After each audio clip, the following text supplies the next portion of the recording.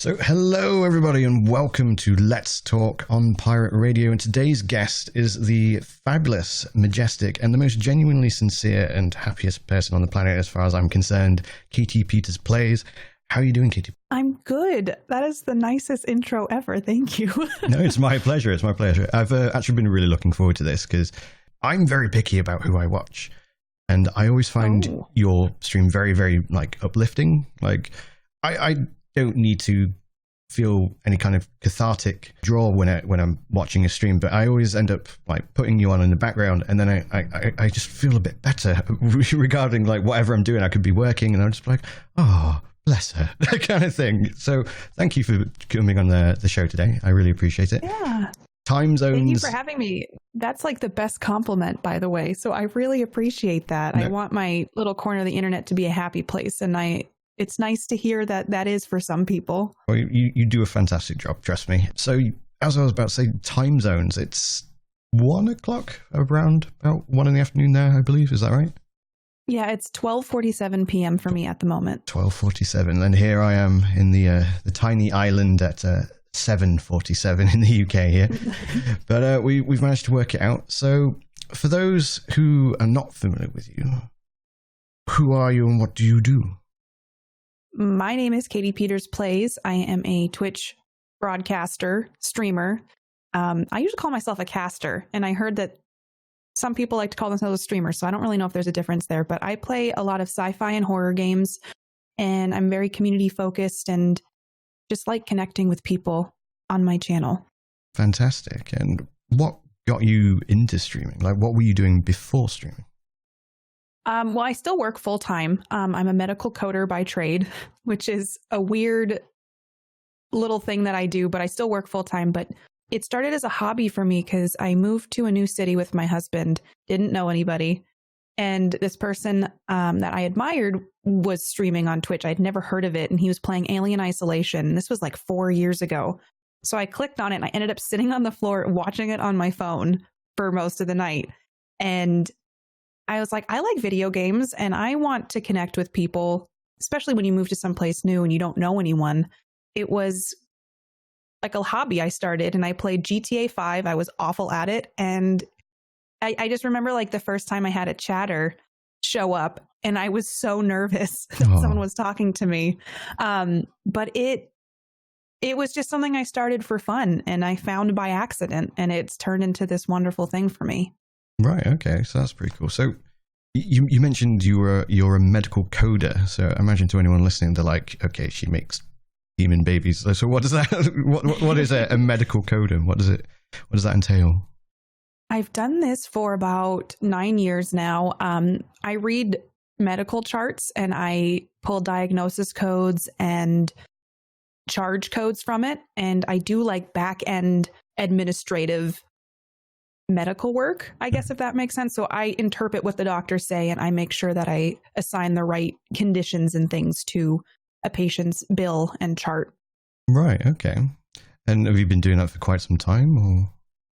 Yeah, I fell into it after college. The hospital in the area I was living at the time was hiring, and I kind of went in blind with it, and I've learned a lot on the job, and it's just kind of been something that I've grown into, I guess, over the last 10 years or so. And okay.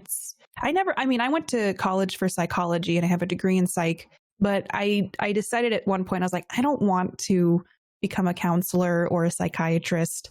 I think it's fascinating, but I didn't think I wanted a career in that. So after college, this is just kind of what I started doing. And it's been good to me. And I like having a job outside of streaming because there's more stability with that. But then on top of it, I can just focus on making fun stuff for people, and I don't have to worry about numbers or analytics then.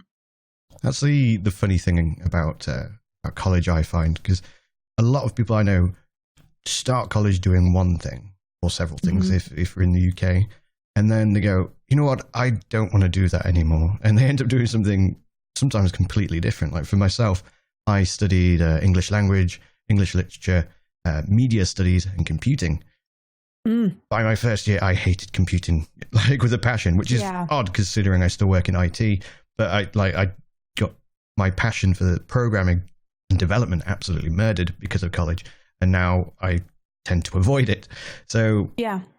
Was that very similar with yourself and doing psychology? Obviously, you said you enjoy it, but was it something put you off doing it as a career, or?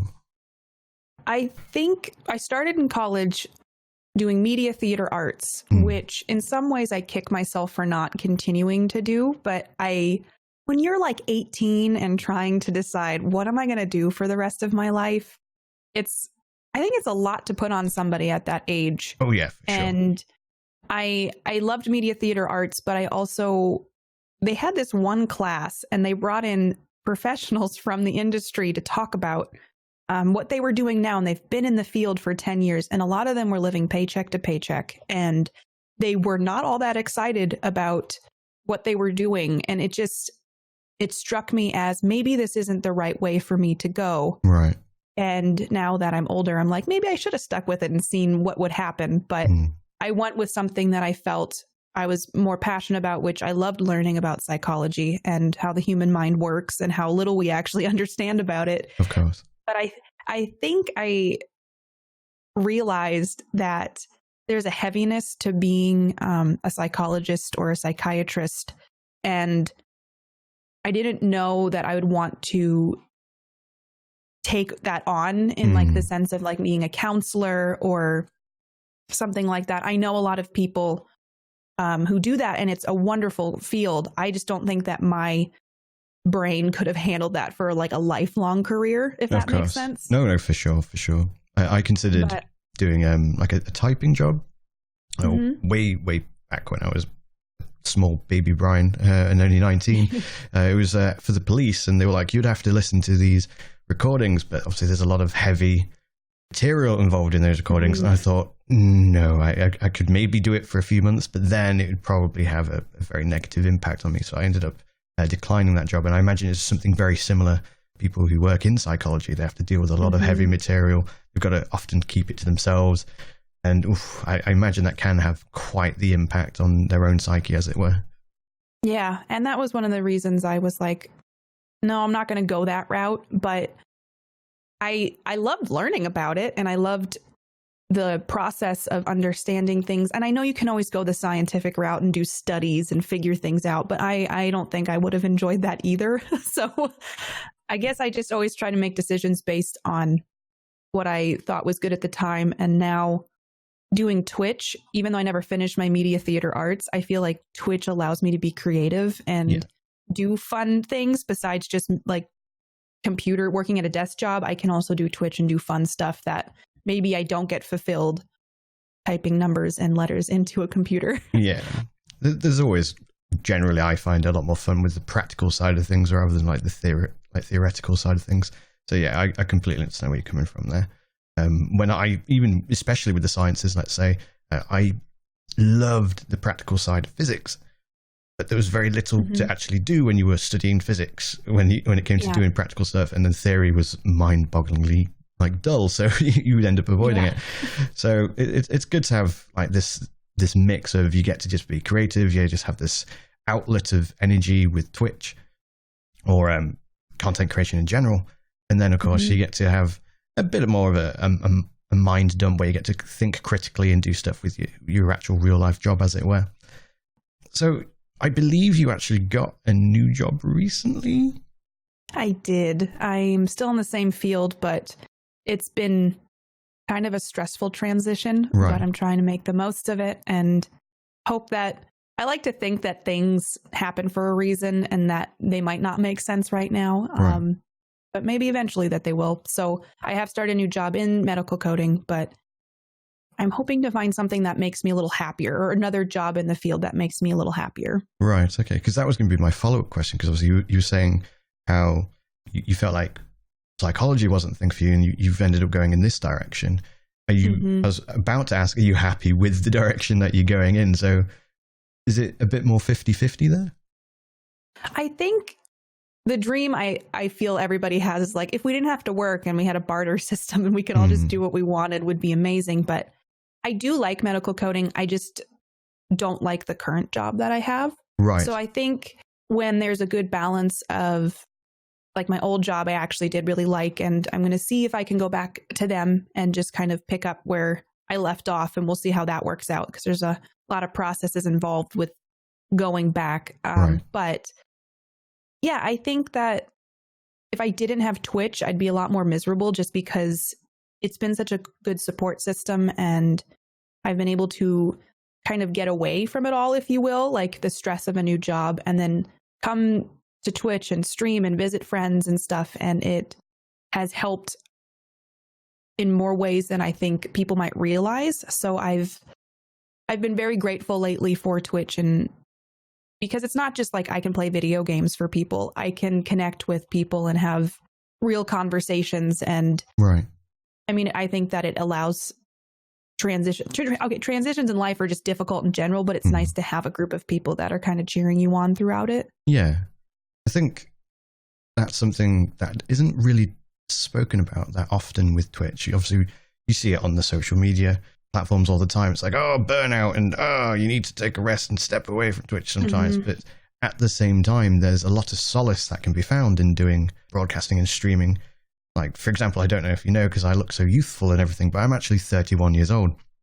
And being 31, all of my friends, every last one of them is like in a family, raising kids, bought a house, all that shenanigans. And then there's me, the more often than not slightly tipsy guy playing video games kind of thing. So a lot of the time I don't get to enjoy the lifestyle that I had in the past 10 years, which is often going out, being quite social. But I've managed to fill up that space by going online, hitting the go live button, and then, you know, having fun with like my new family, as it were, with these online friends that I've made. And you make quite a lot of connections through Twitch, like not just through your communities, but of course with other broadcasters, the whole networking thing. But you do form genuine friendships, and I think that's fantastic, because obviously you get a lot of people going, oh, you know, online friends aren't real friends, and I think that's completely bollocks, to be honest. I think like they're definitely real friends. You form genuine, fantastic bonds with these people, and it's good to have, as you said, almost like a support structure in a way, where albeit like especially with your communities, with the chat, as we all tend to call it, it's a bit more one-sided. They tend to know a lot more about you as the caster, as opposed to you knowing all about them, especially if there's many hundreds of them. But it's still, as you said, it's there to say, it's good to say, oh, I'm having this issue, or I'm going through this transition. And then they go, yeah, you're dope, we support you. And it's like, oh, thank you. Like sometimes I need that. So yeah, it's good to have that balance and that structure there. I agree. Going forward with Twitch, like, do you like having it as like a side thing, or do you hope to one day make it a bit more like influential in your life and more of a mainstay and your main priority, perhaps? I think that would be a wonderful thing, just if I could do creative stuff all of the time. But I also realize that, you know, I think in a lot of ways it's worked for me because it is more of a fun thing rather than a job. Right. And I think the ideal would be like, oh, I'm a full-time streamer on Twitch, and I get to do this for a living and everything. But I also realize that I don't want to put that pressure on it, and I want to keep it fun. And I feel like I've had a lot of really cool opportunities because of Twitch, and I've done things I never thought I would do. And so I always want it to be a mainstay in my life. I don't know. I worry that if I ever switched to full time, that it would take some of the magic away. But that could just be me being fearful that it's been such a positive thing in my life. And like you said, on Twitter, you see people talking about, I'm burnt out, I'm this isn't going well. And you're always constantly focusing on numbers, and some months are better than others. And so I think for me, what I've loved about it is that it's like a community or a family that we get together a couple times a week. We hang out. We'll do movie nights and things like that. And it's more of a casual thing. Right. And I think that for me, that's been such a good thing. And it gives me an escape from work. Right. Yeah. If that makes sense. Like it's a hobby at the end of the day rather than a chore. And I think it goes without saying, if you were to go full time, as you said, there's that pressure there. And it's a very ever evolving monster or beast is Twitch when you are full-time, because like for example, I was discussing with a friend of mine at work, actually. He was talking about like how saturated Twitch is, and I was like, yeah, that's right. Like when Twitch first started, it was something daft like one broadcaster to every 70 viewers on average. Now it's something like 1 to 30. Oh man, I believe that. I mean, it's grown a lot in the last few years. It's grown incredibly. Like I wouldn't even hazard to guess how like much in terms of a percentage. Like I would imagine it's probably like 500% or something crazy like that. Just to pluck an arbitrary number there out of the sky. But even just how people consume content, even on streaming platforms, people obviously have started paying a lot of attention to just chatting and all the various crazy and wild and sometimes terrifying things that can be found there. And a lot of people supplement or have to supplement their content. So if you were going full time, it's probably accurate to say that you'd almost certainly need to go into YouTube or some other type of content creation as well. And then obviously that's more workload. It becomes less fun. And again, you've got that pressure. So like yourself, I would love for it, I think, to become like a full-time thing, but it would be incredibly daunting. And I think the apprehension would potentially get the better of me at some points as well. Yeah, because I see on Twitter people who, I mean, I'm in awe of what they create and what they do. And, but it is a job at the end of the day, and they rely on that income for bills and food and all of that. And, you know, I think there's always a risk with everything. So sometimes the risk pays off and sometimes it doesn't. But I do think Twitch in a way is a respite for me. And so that's why I love it so much. And I would never want it to become a slog. Like I never want Twitch or content creation to become something that I dread doing. So at least for right now, what I have works for me, though the dream would be to just do something I love all the time if I could make that happen. Yeah, of course. Obviously, in terms of what you do moving forward, I believe you've got your own podcast. Is that right? I do. I actually have one with my friend, Rob Logan. He's also known as the Geek Generation. And we do a podcast about a show called The Orville. Right. And it's called Quantum Drive. And we talk about every episode of The Orville, and we're working through season 2 now. Okay, so I've heard of The Orville, and I remember like at 3 a.m. at some point going through Twitter and people going, Star Trek Discovery, and then other people going, no, The Orville. So what is The Orville?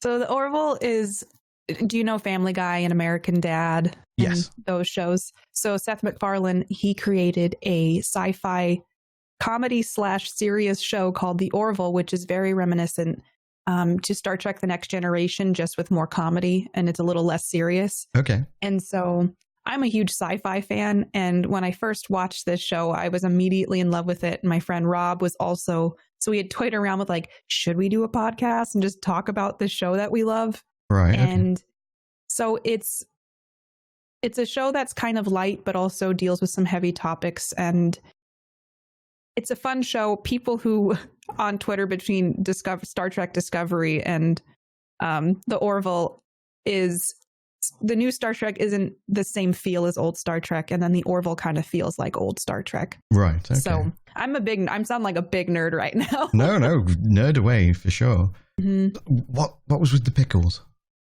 Oh, the pickles. Okay, so there is an episode of The Orville where a main character departs the show, and one character gives a jar of pickles to another character. Right, I don't want to give any spoilers. So I won the jar of pickles from the show, and it's forever displayed on my bookshelf in my stream background.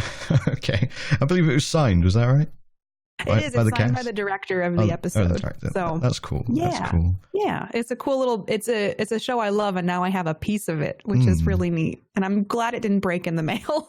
I can imagine it being quite the talking piece as well. Like someone comes around and visits you, and you're like, oh yeah, so the jar of pickles, what's with that? And you're just like, well, especially like many years down the line, say 10, 20 years from now, you having to explain what it is. I imagine that would be quite a good conversation starter. think so. I want to get a little light for underneath it so it kind of glows from within. Light up. That would be fantastic. You absolutely have to do that. Little pedestal for it. Mm-hmm. Is there any projects you've got coming up that you are hoping to, start up basically and go into? I'm not trying to think if we have any. I have a lot of fun planned streams. I'm trying this year to do more like not events, but more fun things and pour my heart into more of that. And I think, it's 2020. It's a fresh start. I want to do some things that I've been putting off for a while. So, right.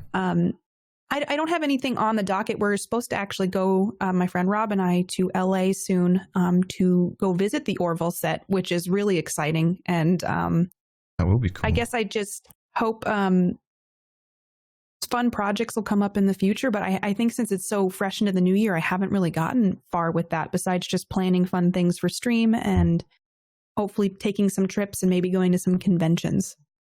That would be cool. Have you considered maybe asking the folks at the Orville to collab? Maybe do an interview or a tour or something like that? Or is that what you're doing? I've actually done a couple interviews with them and with some of the main concept artists for the show. We've interviewed twice, and one of the producers for the show. And those are actually up to listen to if anybody's interested. And then we have another interview coming up soon with another production member, and I'm really excited about it. So we've had some fun things with the Orville podcast actually panning out. So fingers crossed, maybe there'll be fun things to announce in the future. Where can people find those? It's on Spotify, Apple, and SoundCloud, and it's called Quantum Drive. And I think we're the only podcast named Quantum Drive. That's cool. I'll put some links in the description for the listeners to follow as well. Thank you. I already knew that you're quite big on the sci-fi, and of course, our listeners now have worked that out as well. What got you so much into sci-fi? And I'm very much into high fantasy and sci-fi, but I often find it tends to be one or the other with a lot of people. It's like, oh no, lasers are better than guns, swords and stuff like that. So let's go with that route, and vice versa. Do you find that you lean significantly towards sci-fi? And if so, what got you into it? I think sci-fi has always been a part of my life because when I was a kid, my mom and sister didn't watch it with us, but my dad and I would watch Star Trek: The Next Generation. Right. Like when the new episodes were coming out. Okay. And I think that formation of the love of sci-fi came from that, just being exposed to it at a young age. And then I just remember I loved learning about space, and I think in a lot of ways I wanted to live on the Enterprise, even as a young kid. And so now that I'm an adult and there's a lot of sci-fi video games, I'm like, I can pretend to live in space for a while. Right. And I think it's just something that growing up, being a girl who's into Lego, sci-fi, and not really makeup and girly things, it was hard to connect with people. And sometimes you find that like a girl who is into that stuff, or I got along with a lot of guys, but I feel like Twitch has really opened up that world for me to meet other people with similar interests, including sci-fi and Lego. And that's one of the things I've loved about this platform is it's hard in real life to meet people who have similar interests all the time. And this has been like sci-fi, especially, I've gotten to connect with so many people about it because I love it to a very passionate point. I love The Expanse. I love any sort of sci-fi horror. And so there's just so much that I can geek out and talk about space. And I have people to do that with now.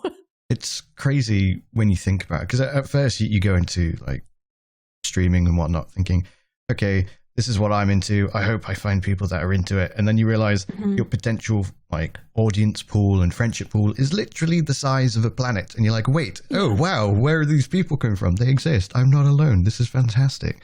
And that's one thing I've particularly loved about streaming. Like real life, I'm very social. As I mentioned, I've always been a rock and roller, for a lack of a better phrase, a very cliche phrase. My 20s, late teens, very much partying, very much going out drinking with my friends. And I love my friends dearly, and I have some of the best friends on the planet. Mm-hmm. But there's only maybe 2 or 3 of them where we gel with when it comes to our hobbies and interests. Whereas most of them, it's a case of we just have a good time around each other. Whereas on the internet, it's like, wow, we all love this thing very, very much. We all love going and playing these games very, very much, where it is almost fanatical and, passionate and whatnot. And it's fantastic. And again, it brings me back to wondering why some people are like, oh, that's not a real friendship. And it's like, really, person? I know. It blows my mind how people can have that mentality sometimes. No, I've met a lot of my best friends on the internet, and the only thing that's different is there's a distance between you and that other person. And then when you go to conventions and you hang out, it's like you're meeting up with someone you've known forever. Exactly. Yeah, I definitely feel that, especially when I first started streaming. I would stream at silly o'clock in the morning, which has led to the vast majority of my viewers being from North America. So I don't actually have a lot of European-based online friends. Of course, everyone's on the other side of the planet when it comes to like the friends that I make. So going to conventions is a huge thing for me. I love going to TwitchCon. I have a fantastic time there, to the point where when I have to get on the plane home, it bums me out beyond all recognition. It's very, very depressing. But when as you said, when I am there and I'm seeing people sometimes for the first time, sometimes for the first time in a year, immediately it's like, I've missed you. You're fantastic. Let's go out and do all the fun things together as if we've done it for years and years and years and years. Yeah. So is there any conventions that you're particularly looking forward to going to? Man, there's always a ton of conventions I hope to get to. Sometime in the future, I'd love to go to E3. I'd love to go to PAX East because I have a lot of friends on the East Coast, and they all go to PAX East versus coming to like TwitchCon. Because it's a big chunk of money to fly from one side of the US to the other, which that's why I'm always amazed. Like, you came from the UK, and it's a long haul. How long of a flight is it for you to get to TwitchCon? To San Diego, it's 11 hours. Oh man. That's not as bad as I would think, but that is a huge jet lag inducing thing. Oh, for sure. I've spoken about it before with quite a few people when they ask me about it, because I try to save, of course, as much money as possible, because it's a long journey, and of course, inherently an expensive journey. So rather than go from a local airport, I live in Nottingham, which is a city pretty much smack bang in the middle of the UK, and there's an airport probably like a 20-minute bus ride from where I live. I can go from there straight to San Diego, and that would cost me usually about £2,500. So, pushing towards $3,000 US. Whereas I don't want to pay that. So what I tend to do is go to a major airport, say London or Manchester, which is a 4-hour coach ride in either direction. And then I tend to go to an international airport in the States. So back at San Jose, I actually flew to San Francisco. When I went to San Diego, I actually flew to LA. And in those instances, I got a train because it was ridiculously cheap. Whereas here in the UK, trains are stupidly expensive. So that's something that really impressed me. But both in San Francisco to San Jose and LA to San Diego, I spent maybe about $40 in both, like, return journey. And the flight from London to LA was £400. Which is obviously significantly less than $2,500. Yeah, that's a lot cheaper. Yeah, but of course that adds a lot of time to the journey. So I'm often traveling for anything upwards of like over 30 hours. Like last year or rather 2018 for San Jose, I was awake for 36 hours. When I actually arrived in San Jose, there were friends there already. So we immediately went out partying, and I'd stayed up for 42 hours before I actually went to sleep. But it was fine because like my body's kind of used to that because, again, my previous lifestyle. And it was very similar for LA. I arrived in San Diego, I think it was like 10 in the evening, immediately went out and met people, and then eventually went to bed at like 2 in the morning. That is, how do you function at that point? I feel like I would be needing to be wheeled around in a wheelchair or something. Carefully. That's how. Yeah.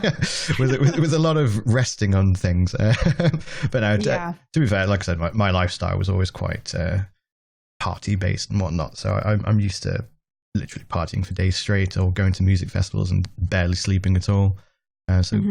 I've got that, thankfully. I imagine in a few years when I start getting to like my mid-30s, late 30s, my body's going to go, stop that. This is not healthy kind of thing. But we'll see. We'll enjoy it while it lasts. That's impressive, though. You've been training for years. Yes. I imagine it's definitely going to have its impact on me at some point where my liver just falls out. Obviously, you mentioned E3. Mm-hmm. Like, PAX is definitely one I would love to do, PAX East, for sure. That one's very infamous for being, or rather famous for being a great time. E3, though, I used to really want to go to E3. But in the past few years, I can't help but hear very negative things about it. Is that something that has been impacting your craving, as it were, to go to E3? Yeah, I think it's on the list, and it's more of like a bucket list thing than being like, all right, I want to, this is the dream. But I've heard that as well, that it's been disappointing. And I know like Twitch doesn't have a huge representation at E3. So if I were to go, it would be more for like the love of video games and seeing what's coming out. But I do think PAX would probably come before E3. And I feel like TwitchCon's just been great because I've gotten to do so many cool things at TwitchCon that E3 I might just be kind of milling about in the crowd versus like hanging out with people and spending time and connecting. And so I think E3 is more of a leisure thing versus a social thing, which is what TwitchCon is to me. Yeah, I mean, with TwitchCon being about the streamers and broadcasters, it does definitely put a different tone on it, doesn't it? Because obviously you get there and it's about you, the streamer and the broadcaster, and your community. Whereas obviously when you go to say PAX, it's about games and less focus on that community aspect. But it would be cool to just walk around like, let's play these games and things like that. Maybe not with all the queuing that I've heard exists there, but otherwise I imagine it would be a great time. I would love to do Gamescom, but I've heard it's gargantuan. Like it's something crazy, like well over 100,000 people attending. So I imagine that would be quite different as well as an experience. Like I've been to huge events. I used to do music festivals all the time. One here in the UK called Download, which is like a rock and metal festival, and that's about 100,000 people. But that's slightly different when everyone is incredibly drunk and barely able to stand and just listening to music, as opposed to like queuing up for things. Have you ever considered doing any EU or perhaps even Australia or other locations for conventions? I'd love to. I think for me, it's the cost and getting time off of work is also another thing.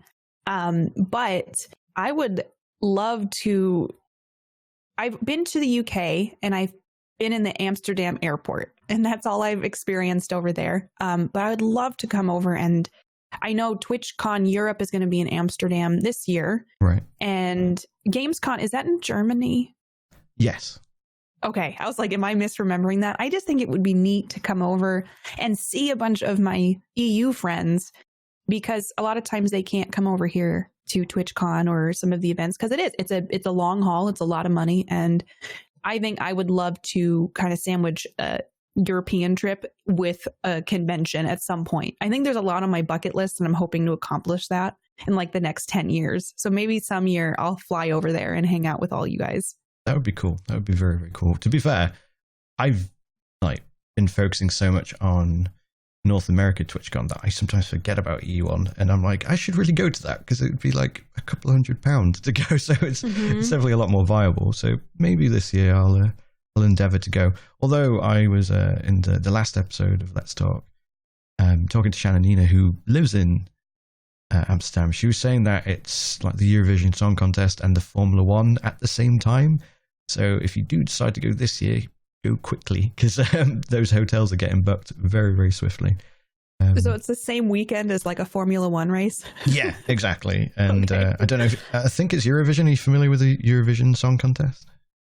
I didn't. I've heard of Eurovision. I think, is it a television station? So it's a contest with Europe, basically, and each country sends like a band or a singer to participate, and then the rest of the countries vote for who was the best, basically. And it's like it's all a political farce. Like everyone who's a neighboring country votes for each other, even if they had the most horrific singer on the planet.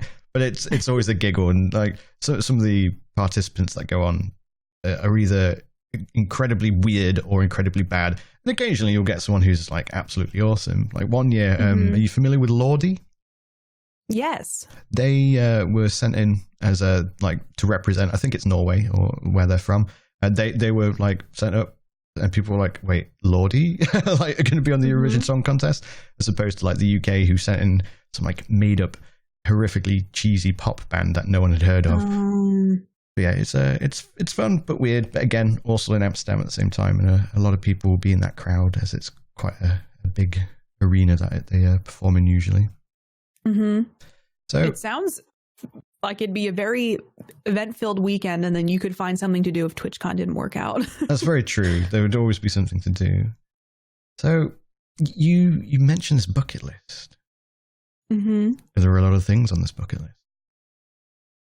I think I've never really sat down to make a bucket list, but I always have these things that reoccurringly pop up that I'm like, I want to do that. Right. And this year I started a goals list. And so I think on that I put some bucket list items that I hope to accomplish this year. And some of it's just as simple as like visiting a friend or, exercising more. But I don't know if that's more of a bucket list or resolutions. Right. But I think I've always had a few things that I want to accomplish, but I also don't like thinking about death too often. So right. like I don't it is a bit distracting. Yeah, to think about I got to do this before I die, but I think a lot of it comes from like just wanting to have more experiences, because I think it's so easy to just kind of get stuck with, oh, I'm home, I'm doing this, I work, I'm tired, I want to sleep in, but like sometimes even doing something, there's something called like a turkey trot here. So on Thanksgiving morning, you can go and do a 5K or a 10K. Okay. On Thanksgiving morning. And the theory is you raise money for charity and then you also work off some of your Thanksgiving meal. Right. And so most of the time I'd be like, I just want to like sleep in on Thanksgiving. I don't have to worry about anything. But I've started to realize like doing something even like that is an experience that I can have. And I did that with a friend a few years ago. And it was just a fun memory. And now every Thanksgiving, we have this picture we took of ourselves at the finish line and we text it to each other every Thanksgiving. And I think there's so much in life that we can experience, and it can be small things or big things. And I think I just want to do more of those so that I have those memories rather than what TV show I watched on Friday night kind of thing. Right. No, I completely get that. I mean, I've never likewise considered a bucket list myself. Like I've got friends who are like, I want to do this and this and this and this. Like one of my nearest and dearest, Trish, she like documents everything. She takes pictures on Instagram of everywhere she wants to go, and she's got the next 20 years planned out with her and her fellow and where they're going to go and what they're going to do and how many pictures she's going to take while she's there. I, on the other hand, am like, that looks nice. Let's go there sometime. You know, that's basically how I plan ahead. I'd love to go to Tokyo. I think that's something I would endeavor to one day do when funds are a lot more affluent. But otherwise, it's a case of I just kind of roll with it, and I'll see something and be like, oh, can I do that now? No, well, maybe I can in a year if I save a wee bit. Cool, let's do that then. But there's nothing other than maybe going to Tokyo that really I want to do. Is there anything that is on your like pseudo bucket list, as it were, that you've definitely got in mind for maybe 5-10 years time that's particularly exciting for you? Or a few years ago, my granny was born and raised in Scotland, right, and she's passed away in the last few years, but my husband and I got to go to Scotland and visit the town that she was raised in, and I got to go to the house that she was born in, right. And that was a huge thing on my bucket list for a long time, was to go to Scotland and see some of Scotland, but also go, the town she was born in was called Ferry. Right. And so I got to go there. And I think that was honestly one of like the biggest thing on my bucket list. And I've luckily been able to do that. But I don't have anything that's just like on the list now that I'm like, I got to do this in the next 5 to 10 years. I think I've been mostly just focusing on, there's like a magician coming to town soon, and it's like $6 a ticket. I'm sure he might not be the greatest, magician, but I'm like, that would be a fun experience. Yeah. And I think my focus lately has been, I want to do fun things or have experiences that I normally wouldn't do, or things that kind of push me out of my comfort zone that I can grow in. So like at TwitchCon, I've done some stage work, and I never thought in a million years I would do that. I'm inherently a very shy person. Right. So I think on my bucket list is that I want to push myself to do things that I never thought I would be capable of doing, and kind of just pour my heart into more things. But I don't have a trip or anything that I'd be like, yeah, I want to do that. I think I just want to be content. Yeah. Is my main goal. It's good to be content. Like at the other end of the spectrum, you've obviously got people who are like, no, I just want to play video games, and that's fine. And a lot of people can look on that very critically. But I do personally, like I've noticed that I do spend a lot of time at home now, kind of thing. And, and it is mostly because of the whole working full time like yourself. You come home and then you go, okay, well, let's stream, let's do that. And then you realize, oh, I forgot to save or allot some time to do outside things that isn't my job or my other job, or, you know, things like that. Yeah. But when I do go out, I find myself becoming a lot more spontaneous than I used to be. And I'll just be walking down the street with my friends, and I'll be like, yo, what's this? I don't know. It could be a giggle though. Let's go in and like check it out. And it's I think it adds a bit of like extra flavor to it, because it's like, we didn't plan this. It just happened. And, and I think it's like that with a lot of things, like even streaming. Like you just do a stream sometimes that you didn't even schedule. You're just like, oh, it's my day off, but I fancy doing it. And suddenly it becomes the best one you've had in weeks or months. Have you had any like events like that recently where you're like, you didn't expect to do it and suddenly you did, and you're like, this is amazing. Let's do this 12 more times. I kind of last minute was like, I'm going to do a Christmas Eve stream. And because my Christmas was a little more quiet this year, and it was one of my favorite streams I've ever done, where I got to celebrate the holidays with my community. And I had people saying like, I didn't have anywhere to go tonight. This was a really cool thing to do. I got to spend time here tonight.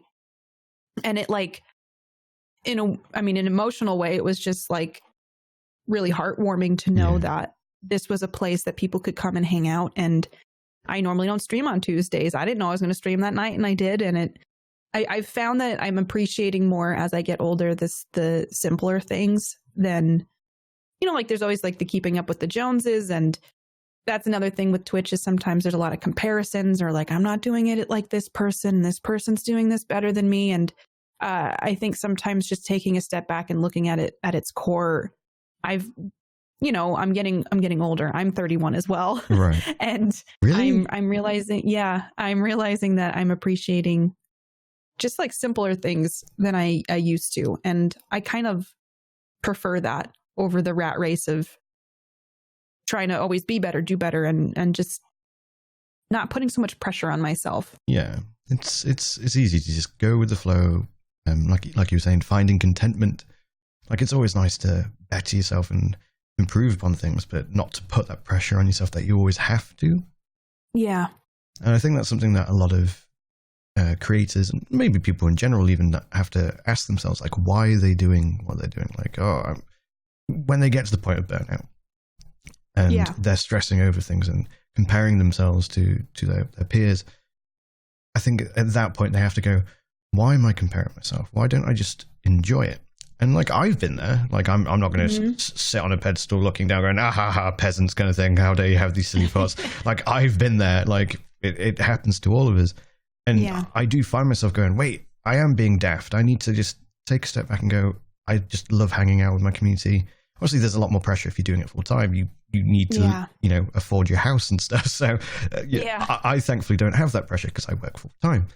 But I think that is something that's not really spoken about when people mention it again on social media. They're always just like, I'm comparing myself, I need to stop it. It's like, ask yourself why you need to stop it. Ask yourself why you're doing what you do. Do you have a lot of those doubts yourself, or? I always do. I mean, I'd like to pretend that I'm super like, oh, I know I have so much confidence, but I beat myself up a lot. And I think inherently social media, growing up, social media was not really a thing for me. So the landscape has changed over the last 10 years, even from Facebook came out when I first started college. And then it was like, ooh, what is this? And MySpace was kind of a thing. But even if you think back to the days of MySpace, you had your top 8 and you would always offend somebody if they weren't in your top 8. Oh my God. It's like, even from the origin of social media, it's about who's the best, who has the most likes on things, who's getting all the comments. And it's hard when you're on Twitch and on Twitter a lot and to not feel that pull. But I think it's good to remind yourself that no matter what you've accomplished, it's still amazing, no matter how big or small. Or, I mean, honestly, I've seen so many people do amazing things of all different sizes on Twitch. And I think sometimes I need the reminder to not compare myself to other people in situations, because every situation's different. And also people show only what they want to show online.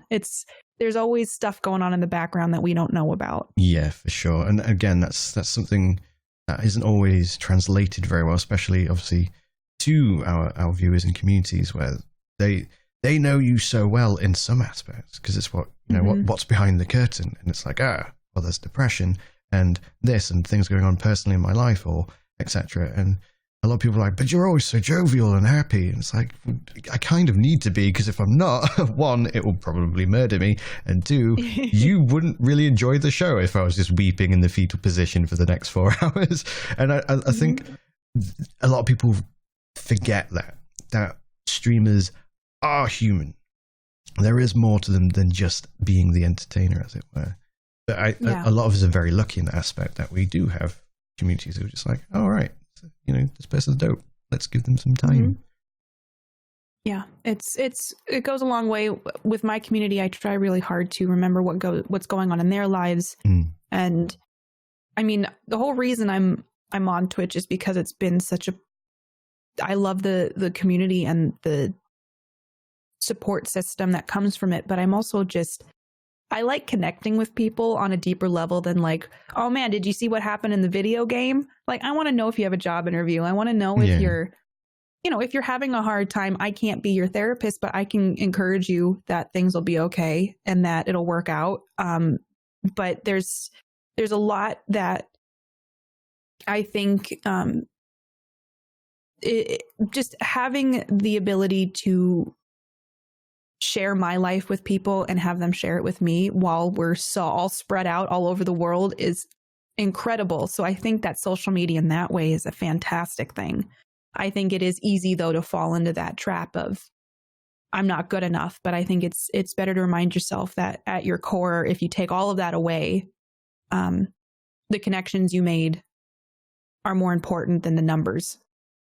And that is a very valid point. Obviously, I know Instagram are considering taking away likes or hiding likes. So it's not about the competition. It's about connecting, which is the bit that we want. And likewise with Twitter, they've recently announced that they're going to do the different types of posts that you can make. So you could do a statement post where no one can like it or retweet it or even respond to it.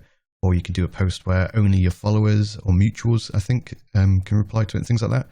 And it's surprising that they're going in that direction, because obviously for them, the benefits or what they would ideally want to drive is engagement, because more engagement means more people see their ads and whatnot. So I am very surprised that they're going in that direction. But I think that speaks volumes of how toxic it can be, to the point where they've noticed, actually, as much as it's making us money, it's upsetting a lot of people. Maybe we should try and make it better in a way. And, you know, that's a very good thing to see. And I think it is something we do need to occasionally step back from and go, I got this to connect. Maybe I'm here just to post memes and have a bit of a laugh, but I'm also here to connect with people and not try and one-up each other and be like, I've got more likes than you, or I'm more popular than you, or whatnot. And it, at the same time, as self-deprecating as it may sound to admit, you do sometimes fall into that trap and go, I am going to, you know, outperform this person with this meme, or I am going to do this. and, you know, try and get more likes. And then you're like, wait, why am I doing it? Why do I care? Like, it's just arbitrary numbers going up on a screen. Mm-hmm. And sorry, it's tough. It's tough to have when you're constantly online. It is hard to not compare, especially when there's companies that want to know your analytics to work with you. Right. And so it's hard to, in a perfect world, to just set that all aside and it's based on your character and who you are as a person. There's always those little nagging things. And I think the industry in general, I've had people tell me, you know, Twitch is like Hollywood in a way. And I'm like, I can kind of see it. It's in the entertainment industry. And it's hard because, I mean, I don't know if it's just because I've been more introspective lately, but I think it was the Golden Globes were on this last weekend. Yeah. And I didn't watch them, but there was a lot of news articles about it. And I was thinking about it. I was like, there's 5 people, I think, who get nominated and only one of them wins. And I was just thinking about the 4 people who don't win. They have to sit in the audience. And it's similar to what like Twitter is, where you're whoever gets the most attention or seems like they get the most attention. And then I wonder if they beat themselves up for not winning, because we're all humans at the end of the day. And I think a lot of what our world is competing with each other. And I think that it's good to think about how if we all like work together and we're all on a team, I think we would advance a lot further if we stopped competing for who's the most popular or who has the most likes or who did just slightly better than you. And I just never really noticed how much of our society is so much based on competition. I mean, even sports. I mean, I guess there's some fun in that, but also I think that it's also very detrimental to our mental health. Especially like going back to the Oscars. I mean, sorry, not the Oscars, the Golden Globes. With the Oscars, I think you have to pay in some way to be like considered for nominations. I'm not sure that's the same with the Golden Globes. So I imagine like if you're one of the other nominees and you don't win, it's like I didn't even like enter myself into this competition. I was entered by someone else, and it's just like, oh, I just lost something that I didn't even know I wanted to win. So I imagine it is very, very impactful to their emotions. Just going, oh, it sucks. I didn't even know I wanted to win this until I lost, kind of thing. Yeah. And hopefully, with the new changes that are coming to social media, it will have like a ripple effect, and we will stop competing with ourselves or with our peers as often as we find ourselves doing. And things will become a bit more about just connections and whatnot. Although, Twitch is getting a lot more mainstream, so probably not to take a cynical point of view of it, because as we mentioned earlier, it's vastly expanding and becoming a lot more mainstream because of folks like the likes of Shroud and Ninja, of course, and whatnot. What do you think of the direction that Twitch is going?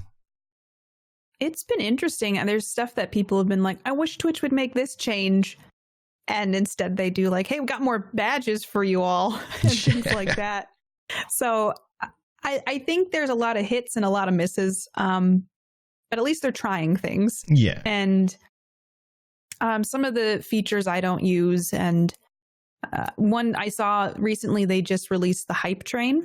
And sorry, I was in a stream yesterday when the hype train just initiated, and they had no idea it was coming. It was me JP, and he ripped into it so much. He was just like, "What is this? Why is it saying hype? What's going on?" Yeah. It tickled me so much. But sorry, go on. No, I didn't even, obviously we don't know these things are coming, and then they just come out, and it's like, oh, and I think these were automatically enabled in people's dashboards, so like it probably just happened for him, and he was like caught off guard by it. Exactly. No, that is what happened. I think, you know, someone had mentioned on Twitter, I'm on Twitter a lot because of doing Twitch and everything, but someone had mentioned that it was like all of the things that they've been releasing lately is just more ways to earn money. And the decisions Twitch makes are very business oriented and less so community oriented. And I'd like to see more of a mix of that, where there's rewards for not only monetary things, but also just for hanging out. I guess they did kind of do that with the channel currency. Yeah. And that was kind of cool to see because it's just time spent versus monetary spent. So it's something that I'm glad that Twitch tries new things and that for the most part they listen to feedback in some areas. There's other issues, I think, with anything, but managing a platform like this, I'm sure, is very challenging. Oh, for sure. Like I can be very critical of Twitch, but I do it in a loving way, as it were. And obviously, you mentioned the currency, and there was this plethora of, let's have these features that somehow drive users spending money, and of course, maybe putting on a bit of a tinfoil hat, or maybe I'm just sensible. Even the currency thing, it's something they're making native to Twitch, something you'd otherwise have to go to a third-party site for. Of course, it means people stay on Twitch, they stay on in front of ads, etc., etc. So even that is potentially just to keep people spending money, even though they're not doing it with that particular mechanic or whatever you want to refer to it as. There's a clear stance that Amazon has taken with them, and it's like, okay, you're owned by us now, you need to make more money and keep making more money and find ways to make more money. And I think it will continue to pull away from the community aspect, as much as I also believe there are people at Twitch who are OG and they're like, let's keep Twitch as long as we can. But I think it's kind of flogging a dead horse at the same time. It's going to be a race they'll lose inevitably. But it's kind of like expected when things get that big at the end of the day. Like, Twitch is huge now.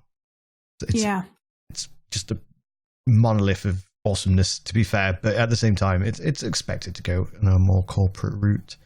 Is there anything that Twitch has done that really took you off guard, though, and you were like, wait a second, like, stop that. Can Twitch behave, kind of thing? I mean, I feel like most people feel this way, but the enforcement of the terms of service needs to probably be re-looked at. And do you have any suggestions for that? Oh man, I don't know. I just think enforcing what you say you're going to do is very important. I'm very much a person that's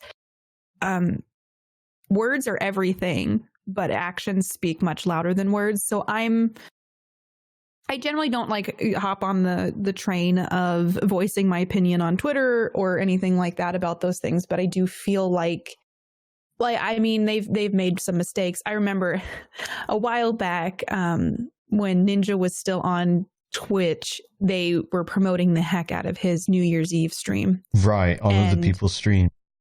Yeah, and I mean, I've done 3 years in a row a New Year's Eve stream, and it's just, there's things that are made from a business perspective that just kind of feels like a slap in the face to creators who are not Ninja or who aren't on that caliber maybe of what makes money. So it's just things like that where I feel like there does need to be more sensitivity, because on a whole, we all earn Amazon money. And I would love to just see more features for people of all different sizes on Twitch, not just there's a place for all of us. And I feel like it'd be cool if some smaller streamers, or I consider myself a smaller streamer, to be, featured more prominently than down on the bottom of a list. Yeah. And I think that is something that a lot of us would prefer to see. Like, I literally retweeted some random bloke on Twitter the other day. No idea who they were, but they made some really great suggestions. And it was mostly stuff that was quality of life rather than features. It was like, it would be nice to have these additional statistics in our analytics. It'd be nice to have additional functions for just accessibility and chat and stuff like that. And it's like, it would be really nice to have these things. And it does feel like sometimes they get overshadowed by what's a new feature we can add that, again, drives money in some way or form. And I also understand when it comes to the moderation of Twitch, it's something that will always be very difficult to do. I was looking at, are you familiar with Commander Root? No, I'm not. Righto. So Commander Root, you've probably seen the name before in your chat. Commander Root is a bloke who does develops his own codes and stuff.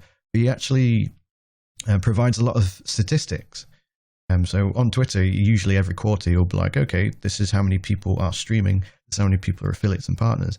So for example, he literally did a post, I think it was on the 2nd of January, maybe the New Year's Day. And it was something crazy like, I'm trying to remember the exact figure. I think it was something like 3 million people were viewing affiliates or something stupid like that. Like it was proper crazy. And then of course, like 500,000 of people were watching the other way around. 500,000 people watching affiliates, and then obviously like partners and stuff like that. And when you think about how many people are actually on Twitch just as a viewer, as well as obviously the thousands of affiliates, in fact, bear with me.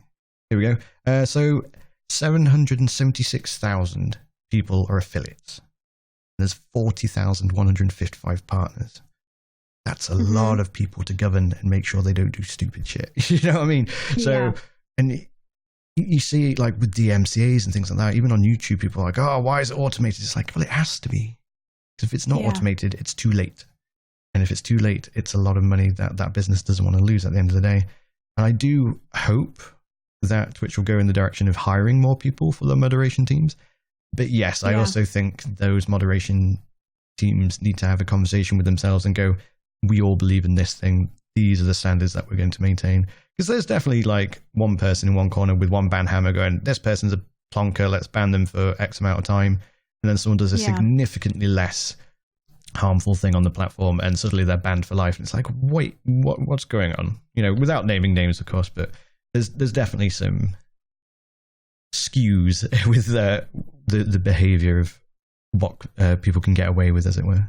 Yeah, I think that in general, it's a large platform. It's hard to manage all of us. So I don't know. I wonder if they look back and think, oh, if we had just done these things differently. Because there's a lot of partners, there's a lot of affiliates, and then there's a lot of viewers. It's hard to. I mean, that's why a lot of us are in charge of our own channels and we have our own moderators and everything. So it's a lot. I was just looking at another statistic here. In the last 3 months, there have been 4,185,816 users which streamed at least once in the last 3 months. Man, that's people that stream, not even just the folks in chat watching. That's when you think about it, that's insane. That's a scary amount of people. So yeah, I definitely understand that it's incredibly difficult, but at the same time, I do think they need to do more, and I think something needs to happen. And it sucks because the thing that needs to happen is something bad. Something bad, really bad, needs to happen, and then Twitch will go, oh crap, we fucked up. Yeah. How could we have avoided that? Oh, by doing this, and then that's when things will go in the right direction. Fingers crossed, though, it's nothing too bad. Yeah. I mean, I feel like there's been some bad stuff already. Oh, yeah. It just, how bad does it need to be in order for things to change, you know? I suspect, again, probably being a bit more cynical and like the whole evil corporations things, but I'm going to go with pretty bad. Like, substantially worse. Like, obviously, it's a matter of perspective. Like, some people obviously are quite upset about the whole bathroom thing with Dr. Disrespect and whatnot. But I think it's going to have to take like full on criminal activity, I suspect, is going to be what actually does it. Oh. Which sucks. Guess we'll have to wait and see. Yeah, and biting our nails and panicking when it does happen, probably. But what we'll do is I think we will leave it there for this evening, Katie. It has been an absolute pleasure having you here. And where can people find you? People can find me on Twitch at KatiePetersPlays and on Twitter at PlayKatiePlay because my name is one letter too long on Twitter. Those are the two platforms I'm mostly active on. And come hang out with me. I'd love to have you and say hello and chat. Thank you for having me on here and for making it work late at night for yourself. It's fine. I'm going to be up until silly o'clock in the morning because I'm an idiot. So it's absolutely fine. But thank you once again for participating on Let's Talk on Pirate Radio. For the listeners, the links to all of Katie's social media will be in the descriptions, be it on Spotify, YouTube, etc. And we'll see you in the next episode. Thank you.